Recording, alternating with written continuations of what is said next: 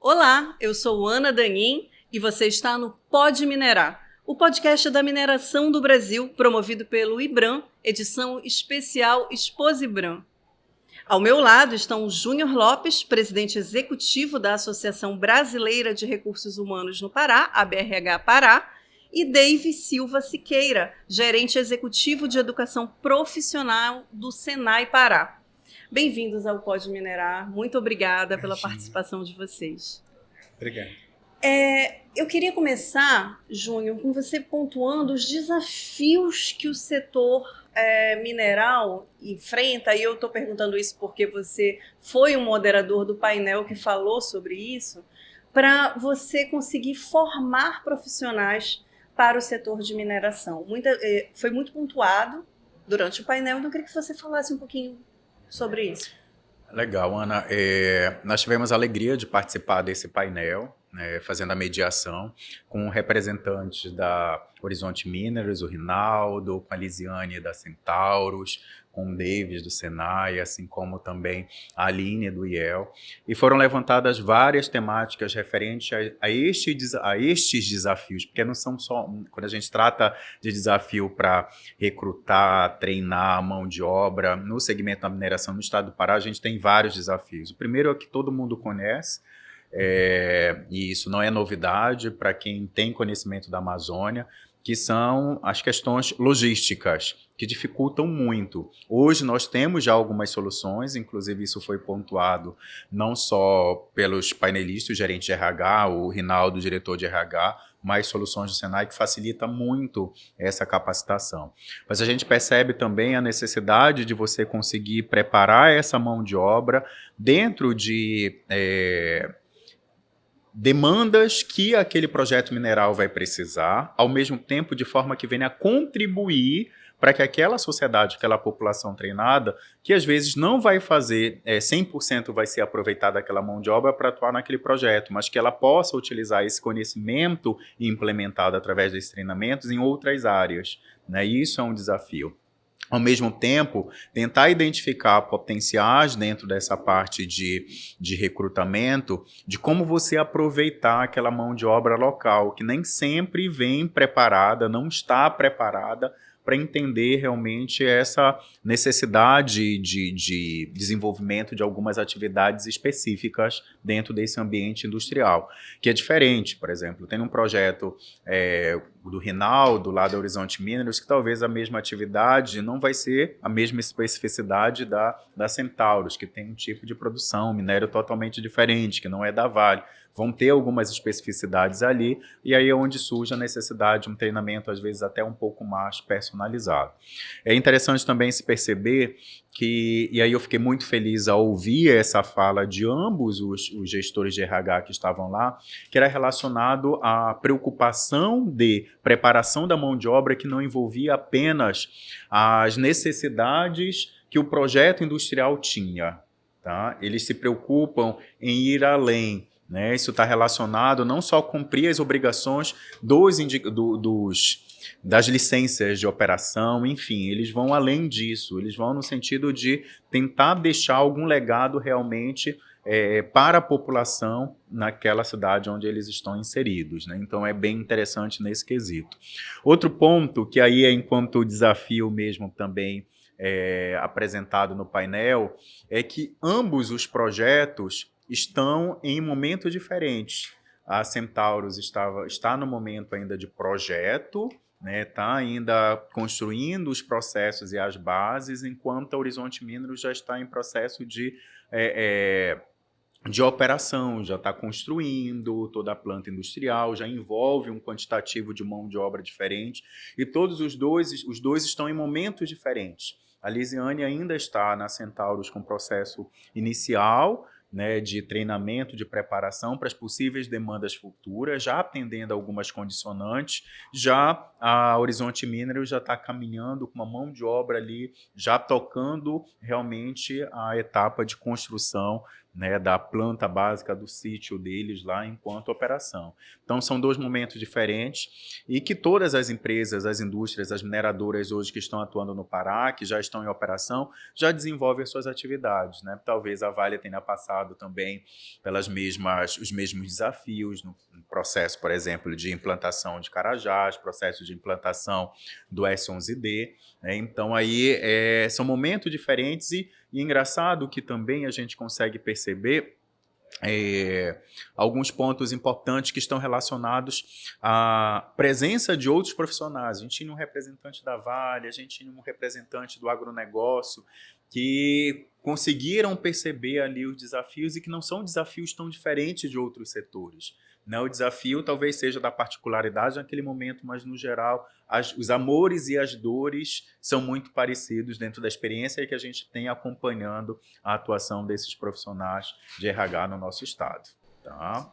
E é interessante você pontuar isso, porque aí vem uma parceria fundamental, né, Davis? Senai, né? Nossa, eu fiquei assim, durante todo o painel, eu só vi o pessoal falando Senai, o Senai, o Senai. Interessante na sua fala, Júnior, quando você diz que a Centauro está no início e a Horizonte Mineros está na fase já da operação, é perceber que o Senai está antes, perceber que o Senai está durante e que o Senai está depois, né? A nossa instituição, se vocês me permitem fazer um parênteses, né? Ela completou esse ano 70 anos. Ao longo desses 70 anos, nós formamos mais de 1 milhão de pessoas dentro do estado do Pará. A nossa meta anual para o estado do Pará é de 70 mil matrículas. A gente está hoje com um pouco mais de 60 mil matrículas já geradas dentro do estado do Pará. E o que é mais importante de dizer é que, na fala, inclusive, dos painelistas, esse processo de transformação social que aconteceu dentro das localidades, né? Conceição do Araguaia, São Félix do Xingu, e São Félix, e também, aí você citou agora há pouco da Vale, tem Canaã dos Carajás, tem Paraupebas, não precisa ir muito longe daqui de Belém, a gente também tem aqui Albrais, ao norte, que trabalhando com a gente, a mineração Paragominas e tantos outros projetos. O Senai hoje ele tem um portfólio de produtos de educação profissional. Nós trabalhamos com 5 modalidades de educação: a iniciação profissional, a aprendizagem industrial, a qualificação profissional, a habilitação técnica e o aperfeiçoamento profissional. Então, eu sempre costumo dizer, e até brinco em todas as falas que eu faço, o seguinte: se você tiver CPF, vamos te matricular. O Senai tem um curso para aquele aluno, para aquela pessoa que está buscando esse processo de transformação da sua vida, né? A educação por si só já é uma válvula de saída social, mas perceber que, por exemplo, esses grandes projetos minerais que estão chegando dentro do estado, que o Senai está na frente, está na vanguarda. E aí, se você também me permite dizer, né, a própria nomenclatura do Senai está dizendo Serviço Nacional de Aprendizagem Industrial. Então, a nossa vocação é a indústria, a nossa vocação é estar como parceiro da indústria, não só mineral, mas a indústria da construção civil, a indústria da tecnologia da informação e tantas outras que estão aqui dentro do estado do Pará. Eu sou muito feliz em te dizer que ao longo desses 15 anos dentro de instituição, ano passado, em 2022, o Senai atendeu 142 municípios dos 144 municípios do estado do Pará. Então, a nossa instituição hoje conta com 13 unidades operacionais fixas dentro do estado, 17 unidades móveis, que são as nossas carretas, como as pessoas costumam dizer, e nós temos hoje a possibilidade, com a educação à distância, com o ensino remoto, ou com o ensino híbrido propriamente dito, conseguir dar atendimento em todo o estado. E aí, Júnior, se você me permite, a gente consegue também fazer uma customização do nosso produto de educação para atender a necessidade do nosso cliente. Eu costumo dizer que se a gente não tiver curso, Ana, a gente vai buscar na rede do Senai, nos 27 estados onde nós estamos, vamos buscar na rede do Senai alguma solução. Se não houver nenhuma solução dentro da rede, a gente vai customizar uma solução para atender o cliente. E isso é fundamental, Davis, num país que tem 9,6 milhões de pessoas precisando de desenvolvimento, não é isso? Profissional. Sim. Isso foi um dado que você trouxe. Eu queria que você falasse um pouquinho mais. A origem desse dado, né? Perfeito. E também já aproveitando o gancho que você colocou, da ligação com o Senai em outros estados, em outras regiões. Perfeito. O mapa do trabalho industrial foi uma pesquisa desenvolvida ali dentro do âmbito da Confederação Nacional da Indústria, trouxe um dado bem interessante, que é esse que você ratificou na sua fala.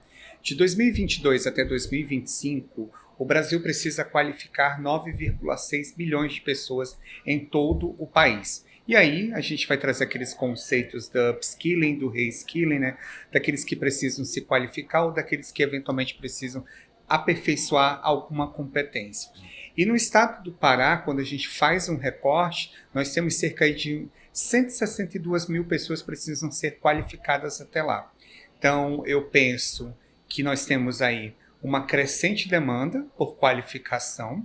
O Senai entra na vanguarda para qualificar essas pessoas, com várias frentes, e aí eu posso dizer hoje, por exemplo, eu estive agora recentemente em Marabá, e na próxima semana eu estou viajando para Conceição do Araguaia, já para atender um novo projeto, já para começar a estruturar uma nova dimensão.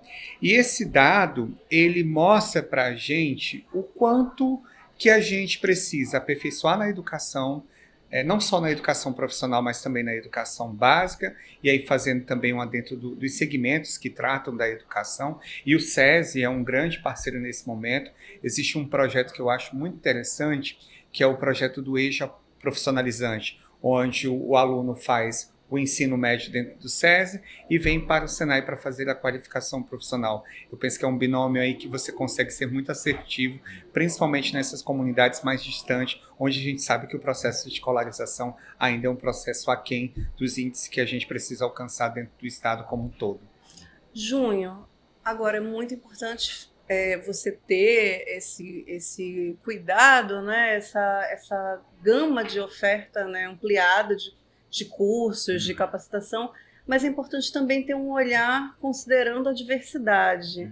Eu queria que você falasse um pouquinho sobre isso, sobre essa preocupação que é crescente em toda a sociedade. Como é que o setor, como é que as empresas, a própria BRH, né, lida com essa questão de fomentar a diversidade?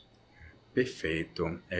No próprio painel, eu fiquei muito feliz em observar que as 3 instituições que estavam ali presentes, as 2 empresas e o Senai, focam esse pilar estratégico hoje que tem sido mencionado muito. Tanto a Horizonte Minerals quanto a Centauro falaram da importância da diversidade, inclusive já com alguns programas estruturados, valorização da mulher, como dar suporte para ela. Fiquei muito feliz em perceber, e aí entra essa conexão com o que a BRH tem feito, que um dos projetos apresentados pelo Rinaldo foi um projeto vencedor no nosso Prêmio Ser Humano ano passado de ESG, que tratava da diversidade. E é um projeto que, inclusive, esse ano está indo concorrer à premiação nacional, para você ver quanto isso é importante. Já é uma temática que a gente aborda, no sentido de perceber que isso é uma tendência de assuntos a serem abordados, que as organizações estão implementando, mas que provavelmente vai se consolidar. E é fundamental que o RH e as organizações estejam preparados, que eu acredito que ainda os médios e pequenos negócios do estado do Pará ainda não conseguiram implementar projetos consistentes, que os grandes projetos, os industriais, já conseguem fazer com muita excelência.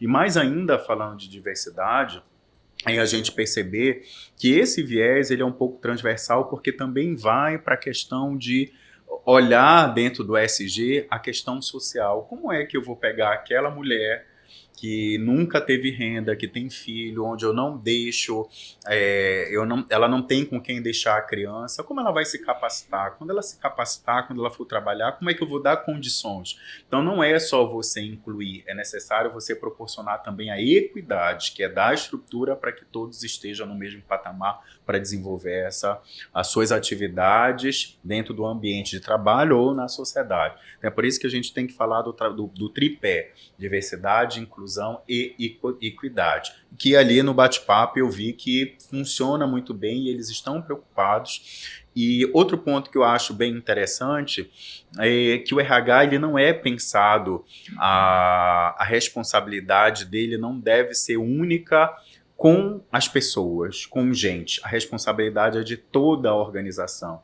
Então, o líder, quando tem uma demanda, eu preciso... Como é que eu vou lidar com essa pessoa que foi trazida para cá com tais considerações? A RH dá teu jeito. Não, isso é uma responsabilidade de todas as lideranças. O RH vem ali dar suporte para aquela liderança, seja no operacional, seja na engenharia, seja na área de compras, seja na área de comunicação e marketing, de como você trabalhar melhor a sua liderança, levando em consideração vários aspectos, inclusive a diversidade. Então, e um outro item que eu achei interessante, eu já jogo a bola para o Dave, que a terceira instituição foi o Senai. Eu fiquei surpreso que eu não sabia que existe ali uma atuação do Senai no sentido de trabalhar também já esse fator, que eu acredito que deva ser uma percepção e uma sensibilidade de perceber que é uma demanda que os projetos industriais têm e que o Senai precisa dar suporte também nesse assunto que é tão importante hoje a gente falar na sociedade, consequentemente isso vem para dentro das organizações.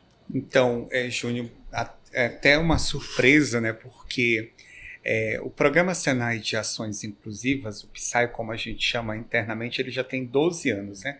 Bem antes de a gente estar nessa discussão, bem antes disso ter virado algumas manchetes por aí espalhadas, né?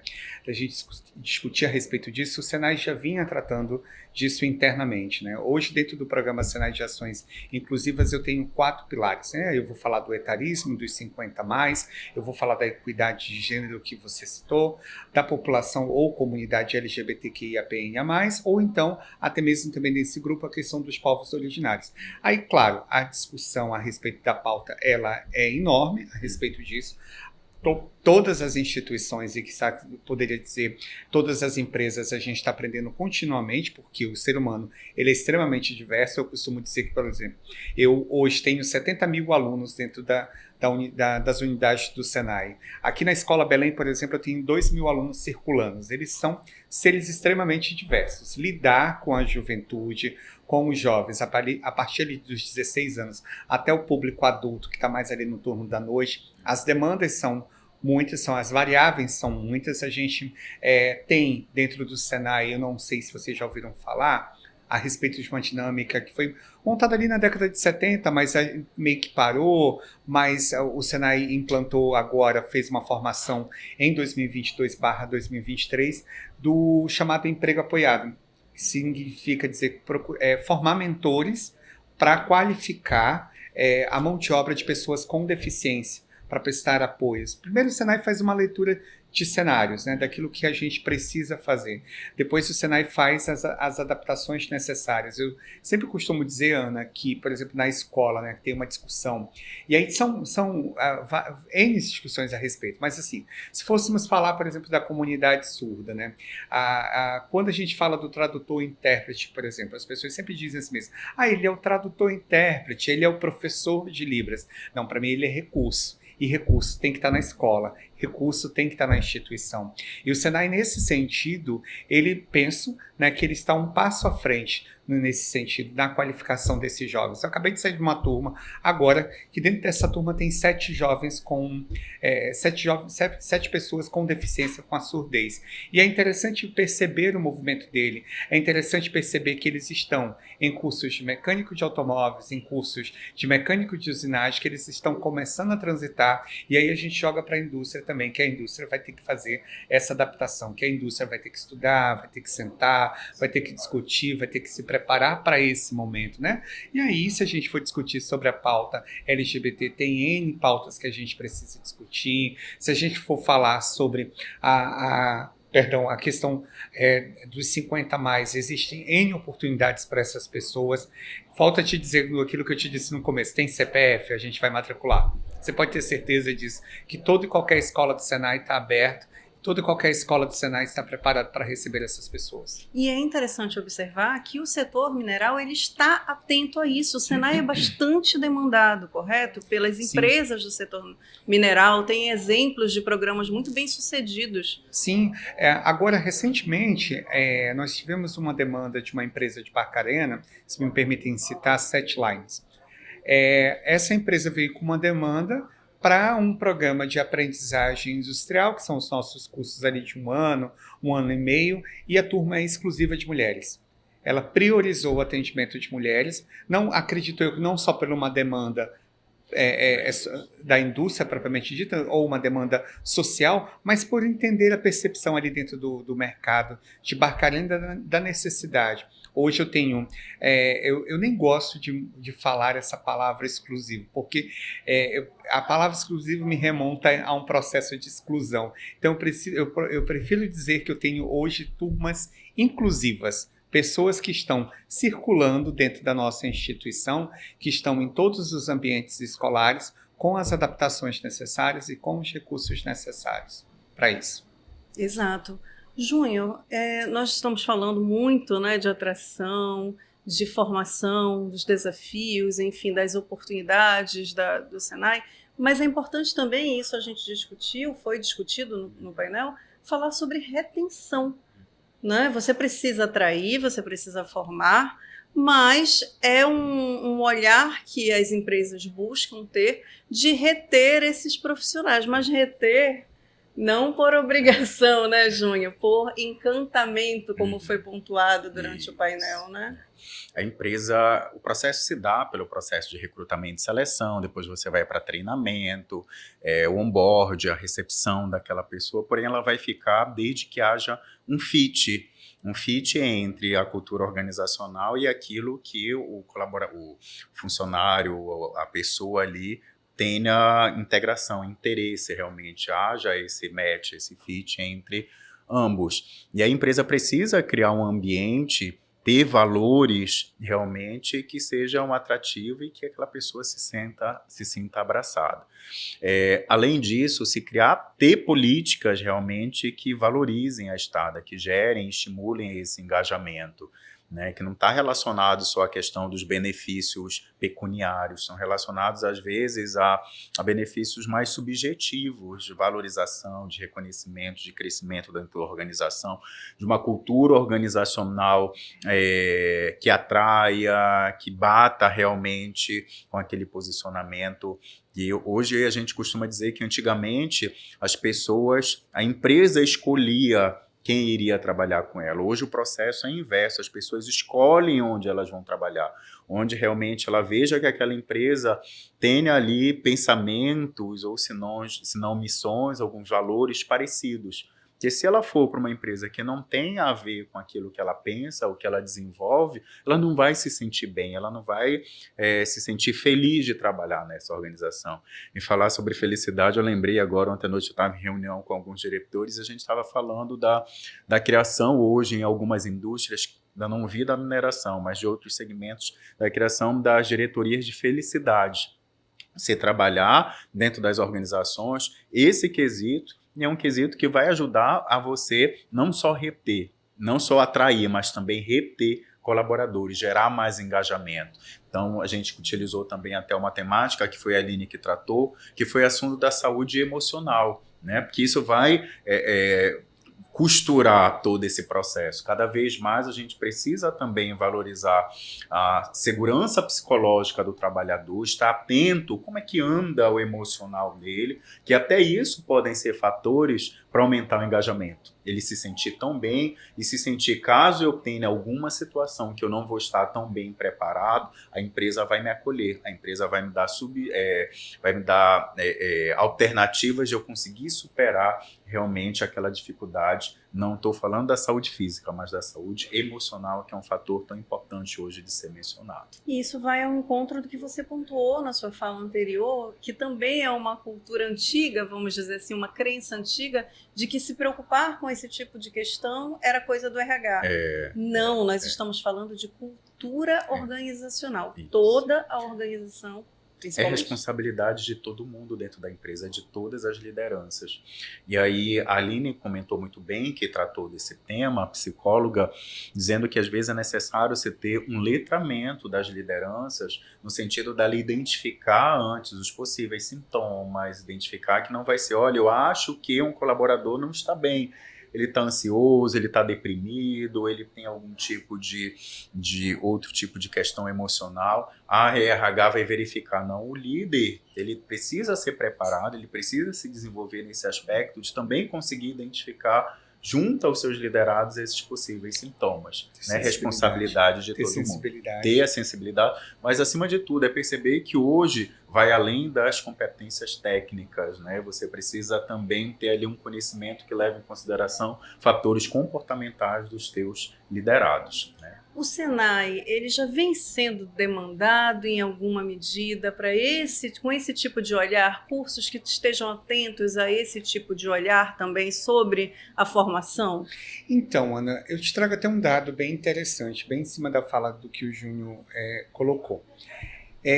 A gente tem dentro do Senai aquilo que a gente chama de pesquisa de egressos, né? Todos os alunos que saem, depois de algum tempo, 2 meses, ali que eles terminam o curso dele, essa pesquisa ela não é realizada pelo Senai Pará, ela é realizada em âmbito nacional, pelo Senai Nacional, e nessa pesquisa de egressos, de cada 10 alunos que o Senai Pará forma, 8 estão trabalhando no segmento que eles escolheram dentro do curso. E aí, quando a gente também percebe essa questão das provocações, né, tem uma máxima que as pessoas falam, né, as pessoas estão sendo admitidas pela sua competência técnica e estão sendo demitidas pelas suas competências comportamentais, né? E aí o Senai montou 2 módulos específicos para trabalhar essa dinâmica. Um é o módulo de educação para o trabalho, e aí você reúne, por exemplo, comunicação oral escrita, raciocínio lógico, empreendedorismo, você vai falar a respeito de indústria 4.0, e tem um outro que ele vai trabalhar especificamente o módulo da indústria, que a gente chama. Nesse módulo da indústria, a gente vai trazer mais para próximo qual é essa dinâmica que a necessidade que a indústria tem para dentro do nosso currículo, certo? E aí a gente tem aquilo que a gente chama dentro da matriz curricular do Senai, das disciplinas ou das unidades curriculares transversais, que elas são comuns para todo o currículo do Senai. Então, agora, recentemente, em 2021, salvo engano, a nossa metodologia Senai de Educação Profissional, passou por uma revisão. Nós dividimos em 3 eixos a metodologia. Um primeiro eixo que vai tratar do currículo propriamente dito, o outro eixo que vai tratar das competências que precisam ser desenvolvidas e o terceiro eixo que vai tratar da pessoa docente. Quando a gente vai tratar na última parte da nossa metodologia docente, a gente vai, se você me permite dizer, né, o aluno vai ter o maior contato que ele vai ter com a instituição com o professor, certo? É o maior contato que ele vai ter toda a dimensão. Ele vai lá, faz a matrícula dele, mas ele vai falar com a coordenação quantas vezes durante o curso, com a secretaria quantas vezes, mas com o professor ele vai estar ali diariamente. Então a gente tem desenvolvido primeiro a competência em quem está dentro da instituição, o professor, né, o nosso docente, para que ele possa desenvolver essas competências dentro do nosso alunado. E aí a gente trabalha com aquilo que a gente chama de projetos integradores, né? Eu sempre costumo dizer nas reuniões pedagógicas que para mim não faz sentido um aluno de habilitação técnica entregar um TCC, um trabalho escrito, que aí você sabe que ele pode fazer N pesquisas, trazer um trabalho. Mas eu sempre digo que a gente tem que trabalhar com os projetos integradores no sentido de trazer um problema real da indústria para que os alunos do Senai possam pensar a respeito desse problema. Já vieram diversos problemas, não só problemas da área técnica propriamente dita, da oficina, do chão de fábrica, mas também já houve problemas dessa natureza de comportamento dentro daquela indústria, né? Não pontuando uma direta, mas na dinâmica dessa tratativa da gestão de pessoas, no relacionamento das pessoas, e os nossos alunos colocaram proposições de como a gestão de pessoas poderia trabalhar aquela dinâmica. Se vocês um dia tiverem oportunidades, eu chamo vocês para participarem. A gente tem também dentro do Senai aquilo que a gente chama de Grand Prix Senai de Inovação. Dentro desse Grand Prix, Júnior, a gente tem diversas realidades. A gente chama a indústria, por exemplo, se a gente estiver lá em Paraupebas, vamos chamar a Vale, por exemplo, Vale traz aqui para a gente um problema real para que os nossos alunos possam solucionar. Certo? Essa é a nossa dinâmica. Nesse aspecto, acho que o Senai entra mais com a parte de capacitação e essa sensibilidade maior no sentido de trabalhar o engajamento, pensar a saúde emocional, recai realmente para o RH. ali de buscar outros subsistemas que não de treinamento e capacitação para estimular esse olhar mais humano, mais próximo, mais cuidador. E, salvo engano, agora na saúde e segurança do trabalhador, também a saúde emocional existe, eu acho que uma vertente. Tem uma certificação que leva em consideração esses aspectos da saúde emocional do trabalhador, que não é mais só usar o EPI, não é seguir só as regras de segurança, mas também a necessidade que é exigido hoje pela legislação de também ter essa preocupação de um ambiente de segurança psicológica do trabalhador. Só complementando a sua fala, se você me permite, hoje o SESI, né, que é o Serviço Social da Indústria, ele tem uma área específica para a saúde do trabalhador, onde nessa dinâmica ele entra com a gestão de pessoas, com as lideranças, fazendo essa tratativa. Para além da questão da saúde física, também trabalha na questão da saúde emocional. Existe um corpo técnico dedicado a essas tratativas. São NRs, isso que eu queria lembrar. NRs, isso mesmo. E é importante, só para complementar o que você havia colocado, a própria BRH, ela compartilha esse pensamento com as lideranças do RH, né? Com as equipes de RH. A ABRH, nós somos a Associação Brasileira de Recursos Humanos, seccional Pará, e o nosso foco é discutir a importância das pessoas dentro do ambiente de negócio. Eu sempre brinco, e isso a gente aprende para quem é de administração, né, desde lá da teoria geral da administração, TGA, que eu estudei 2 anos sobre isso, a gente fala que os conceitos básicos: não existem empresas sem pessoas. Não adianta ter um computador, ter um equipamento maravilhoso, um sistema de ponta, se não tiver ali por detrás alguém que vai dar os comandos ou vai executar. Então, antes de qualquer recurso, a gente precisa pensar em gente. A gente fala de RH, mas a gente sabe por detrás são pessoas mesmo, não é o maquinário. E enquanto a BRH, a gente conglomera ali vários profissionais, seja a Lisiane, seja o Rinaldo, seja, enfim, hoje estava a Vanessa com a gente, que é da Vale, e a gente promove essas discussões e vários temas no sentido de perceber o que é que tem de tendência no mundo quando a gente fala de gestão de pessoas e como isso está sendo implementado no estado do Pará. No mesmo processo inverso, eu tenho uma missão, Ana, que é no sentido de tentar identificar práticas de gestão de pessoas que possam servir de referência para o Brasil e, quiçá, para o mundo. A gente tem uma premiação que reforça isso e até mesmo entender também que talvez muitas das soluções que são desenvolvidas em gestão, em gente, nessas áreas remotas, foram implementadas com uma inovação muito diferente se tivesse sido feitas, por exemplo, em São Paulo, nos grandes centros, porque a gente tem alguns quesitos que a gente já falou muito bem aqui, que são os nossos desafios de atuar na Amazônia. Que quem faz gestão, quem trabalha com RH no estado do Pará, principalmente nos projetos, aí eu coloco a mineração e o agronegócio, meu filho está preparado para fazer gestão de pessoas em qualquer parte do mundo. Você imagina quem faz educação, né? Quando eu vou para as discussões de educação, principalmente para o pessoal da região sul, né, que eles montam alguns projetos estratégicos em âmbito nacional com o Departamento Nacional, eu sempre digo assim o seguinte: você só tem rodovias. Eu tenho furos, eu tenho igarapés, eu tenho montanhas, eu tenho... Mas sabe o que a gente percebe? Tu vais fazer educação, mas tem os docentes. Eu preciso gerir esses docentes. Tem que ter RH também na gestão.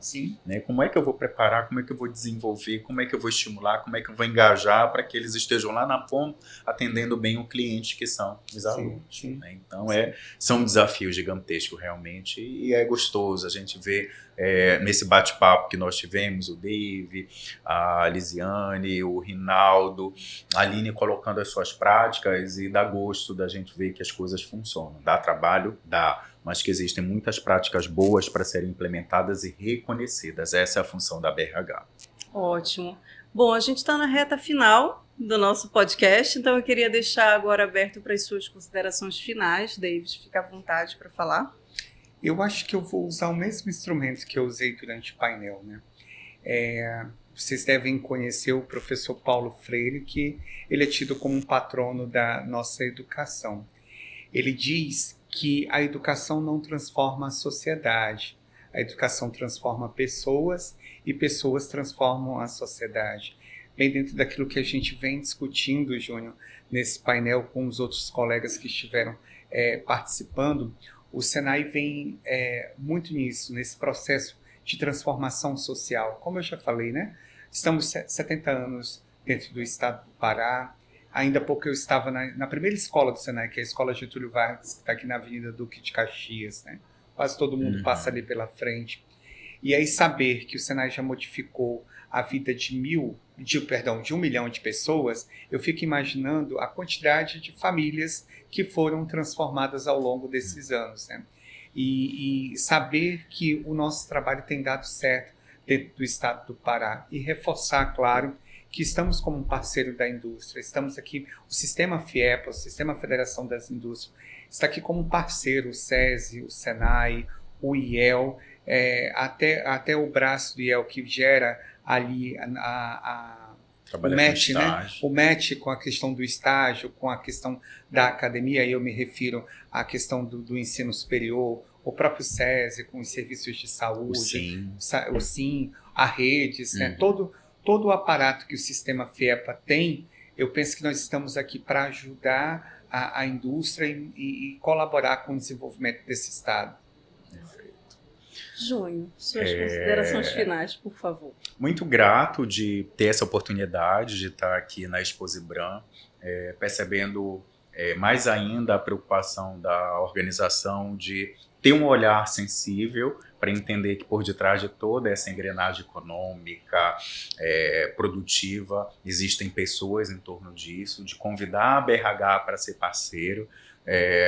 O Anderson ali, que é o responsável desse match que foi dado, e possibilitar dar voz realmente para programas exitosos como a gente apresentou nesse painel.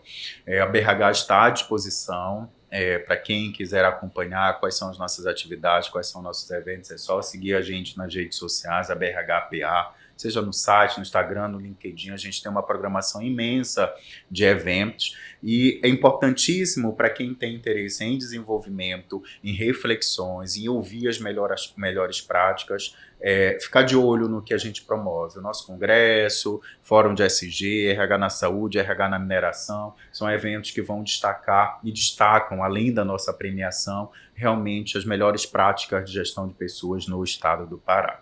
Obrigado, Ana, pelo convite. Júnior Lopes, presidente executivo da Associação Brasileira de Recursos Humanos no Pará, BRH Pará.